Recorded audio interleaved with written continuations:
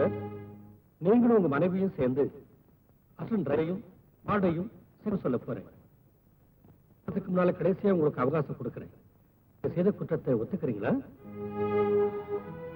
Your honour, என்னை பெற்றெடுத்த தாய் தந்தை மீதும் கண்ணுக்கு தெரியாத அந்த கடவுள் மீதும் என் மனைவி பெற்றெடுக்க போகும் குழந்தை மீதும் நான் ஆணையிட்டு சொல்கிறேன், நாங்கள் குற்றவாளிகள் அல்ல, நாங்கள் குற்றவாளிகள் அல்ல. இதான் சொல்ற கடைசி பதிலா? இன்னும் எத்தனை தடவை சொன்னாலும் உண்மை உண்மையாத்தான் இருக்கும். 1987 செப்டம்பர் 18ஆம் தேதி அன்று விருதுநகரிலிருந்து மதுரை செல்லும் கூட்ஸ் வண்டியை ஓட்டி வந்த டிரைவர் சுந்தர் தன் மனைவி துணையோடு செக்யூரிட்டி ஆட்களையும் அசிஸ்டன்ட் டிரைவரையும் கார்டையும் கொன்று கூட்ஸ் வண்டியில் வந்த தங்கத்தை கொள்ளையடித்தான் என்று கார்டு கொடுத்த மரண வாக்குமூலத்தை கோர்ட் நம்புகிறது. சுந்தர் செய்த கொள்ளைகளுக்கும் குற்றங்களுக்கும் அடக்கத்தனமான கொலைகளுக்கும் துணை போன அவரது மனைவி பத்மாவுக்கு ஐபிசி 324வது செக்ஷன் படி குற்றவாளிக்கு 2 ஆண்டு காலம் கடுங்காவல் தண்டனை விதித்து இந்த கோர்ட் தீர்ப்பளிக்கிறது.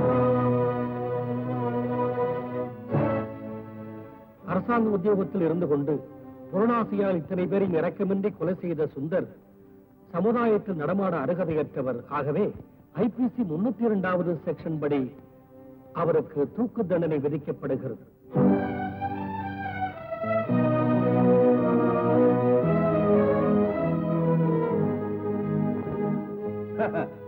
ஓடுங்க சார், தூக்கு அந்த போலீஸ் உண்மை குற்றவாளி தெரிஞ்சுக்காத அந்த சட்டத்தை 4 செவத்துக்குள்ள உட்கார்ந்து தீர்ப்பு எழுதுறதுக்கு முன்னால நெஞ்சத்தை கூட ஆட விடாம பார்த்து தூக்குல போடுங்க சார். Order, order.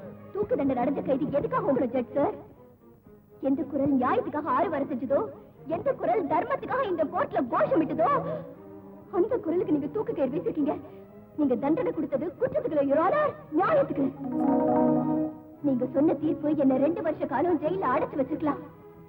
ஆனா நான் மறு வந்ததும் மனுஷ தன்மையே இல்லாம எங்க 2 பேரையும் குற்றவாளியாக்க சட்டத்துக்கு முன்னால நான் ஒரு பத்திரக்காளி ஆடுவேன். எந்த கூட்டம் அநியாயமா என் புருஷனை தூக்கு மேடல ஏத்திச்சோ, சிக்கி நியாய தேவதை அநியாயத்துக்கு வழி காட்டுச்சோ, அந்த கூட்டத்தை இந்த கையால நான் கொலை செய்வேன். எழுதுக்கங்க யுவர் ஆனர், இன்னையில இருந்து சரியா 2 வருஷத்துக்கு அப்புறம் பத்மாங்கிற குற்றவாளிக்கு தூக்கு தண்டனை இப்பவே தீர்ப்பு எழுதுக்கங்க. இப்பவே எழுதுக்கங்க.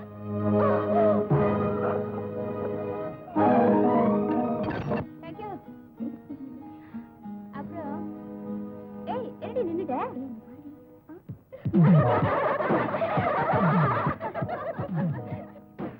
அவங்க நம்ம என்னடி செய்வாங்க? நீ வாடி போலாம். நான் வரல.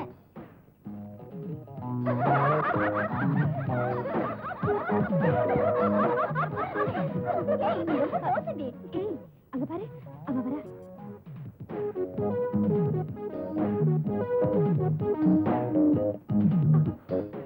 ஏண்டி பானு, நேற்று உனக்கு சயின்ஸ்ல எத்தனை மார்க் வந்துச்சு? 99. ஏண்டி நீ காலேஜில் சேரும்போது என்ன சொன்னோம்? 20 மார்க்குக்கு மேல தாண்டக்கூடாதுன்னு. எங்க எல்லாருக்கும் சேர்த்து 95, உன் ஒருத்திக்கு மட்டும் 99. எவ்வளவு இன்சல்ட்! சயின்ஸ் மாஸ்டர் உன்னை ஜீனியஸ்னாரு, எங்களை வெறும் ஜீன்ஸ்னாரு. அவ்வளவு நைஸ் பண்ணிட்டியா மாஸ்டர்? சும்மா ரெடி, பாவம் வேர்த்து போச்சு. கர்ச்சீப் இருக்கா? தொடச்சுக்க. இல்ல. இல்லையா? இல்லையா? அதுக்கு ஒரு ஐடியா.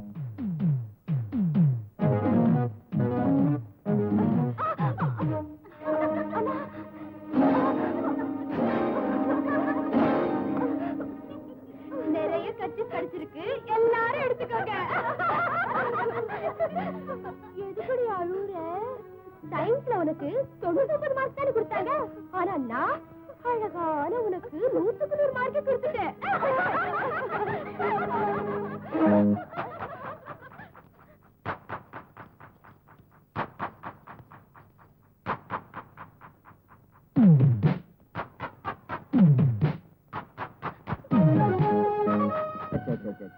ஏமா சின்ன பொண்ணு மாதிரி அழுவுற? அந்த பொண்ணு என்ன சொல்லிடுச்சு? நீ அழகா இருக்கேன்னு சொன்னா. வா. ஹாய். Nice car. ஒன்ன மாதிரியே.